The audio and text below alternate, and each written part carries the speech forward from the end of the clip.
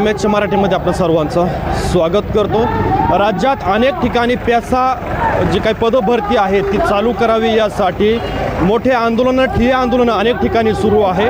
अहिल्यानगर जिल्ह्यातील अकोले शहरामध्ये या ठिकाणी आदिवासी बांधव रस्त्यावरती उतरल्याचं आपल्याला या ठिकाणी पाहायला मिळते आणि सर्व आदिवासी बांधव जो आहे या आंदोलनामध्ये आता देखील सहभागी झालेला आहे। तर माझ्यासोबत बोलण्यासाठी स्वतः अमित दादा भांगरे आहेत। दादा, काय मागणी आहे? राज्यामध्ये अनेक ठिकाणी आंदोलन चालू आहेत, मात्र अजूनही सरकार त्याचा विचार करताना दिसत नाही। खरं तर 17 संवर्ग कृती समितीने आज गेल्या 20 दिवसांपासून नाशिक या ठिकाणी आंदोलन चालू आहे, तरी देखील सरकार यांच्याकडे डुंकूनही बघत नाही।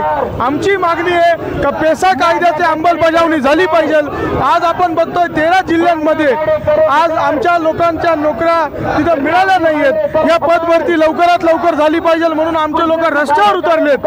आज नेते कोणी नाहीये, तरुण पोरं आहेत। आज आपण बघितलं तर पेसा कायदा नावासाठी आहे, परंतु त्याची अंमलबजावणी होत नाही। आदिवासी समाजाला डावललं जातंय। आज जेवढे काही इथं तरुण आहेत, आज इथं काही सत्ता म्हणून नाही, राजकारण म्हणून नाही, परंतु आज जसं मराठा समाजामध्ये नेत्यांना अडवलं होतं, आज आमचे आमदार तालुक्याचे आमच्या सोबत आंदोलनात नाहीये।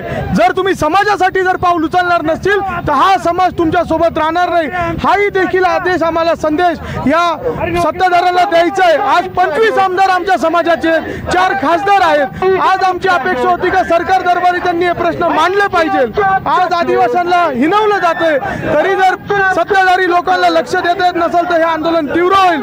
आम्ही 20 दिवस झाले नाशिकमध्ये आमचे पोरं आंदोलन करताय, परंतु येणाऱ्या काळात जर लवकरात लवकर कारवाई झाली नाही तर विधान भवनाला सुद्धा आम्ही घेराव घालू, हा या आंदोलनाच्या माध्यमातून इशारा आम्हाला सरकारला द्यायचा। नक्कीच आपल्यासोबत अमित दादा भांगरे होते।